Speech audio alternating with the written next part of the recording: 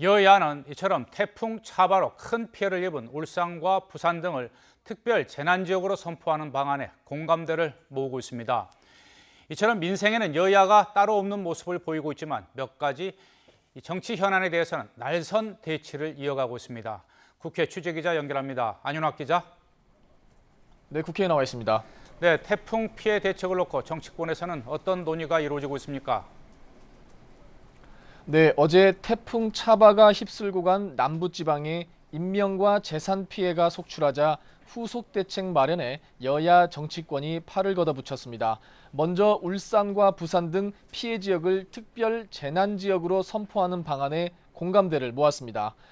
특별 재난지역으로 선정되면 중앙정부 차원의 지원이 이루어지면서 피해 복구에도 속도를 낼 수 있습니다. 새누리당 김광민 정책위 의장은 국감대책회의에서 정부가 보다 신속한 피해 조사를 통해 특별 재난지역 선포를 서둘러야 한다고 강조했습니다. 또 소상공인 금융 지원과 보험금 조기 집행 등을 요구하기도 했습니다. 더민주 우상호 원내대표도 피해 복구 대책 마련이 시급하다며 특별 재난지역 선포 등의 초당적 협조를 아끼지 않겠다고 힘을 실었습니다.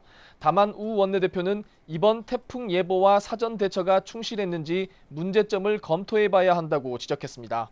국회 안전행정위원회 소속 여야 의원들은 오는 10일과 11일에 예정된 울산과 제주 국감을 실시하지 않고 대신 피해 현장을 방문해 피해 상황 점검과 복구 작업 격려에 집중하기로 했습니다. 단식 중단 뒤 병원에 입원 중이던 새누리당 이정현 대표도 오늘 아침에 예정보다 다소 일찍 퇴원해 현재 울산 태풍 피해 지역으로 향하고 있습니다.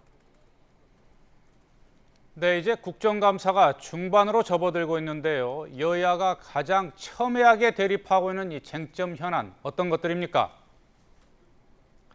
네, 일단 더민주, 국민의당, 정의당 등 야권 3당이 고 백남기 농민 사건 진상규명을 위한 상설 특검안을 추진하고 있는 가운데 새누리당이 오늘 정면 방어전에 나섰습니다. 정진석 원내대표는 국회법을 거론하며 법제사법위원회에서 여야 합의를 거치지 않고서는 어떤 특검안도 처리될 수 없다고 잘라 말했습니다.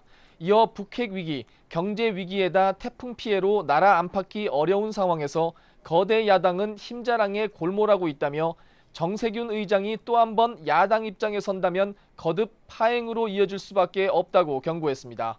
이에 더민주는 수사 대상자가 한정되고 수사 목적이 정해져 있으면 굳이 법사위에 여야 합의를 거치지 않아도 본회의 부의가 가능하다고 반박했습니다.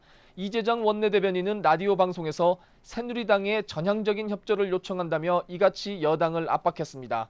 그런가 하면 우상호 원내대표는 사드 배치 지역인 성주 골프장 매입 문제와 관련해 1,000억 원 이상의 세금이 투여되는 사업이 국회 심사를 받지 않고 진행될 수는 없다며 국회 비준을 거듭 주장했습니다. 지금까지 국회에서 YTN 안윤학입니다.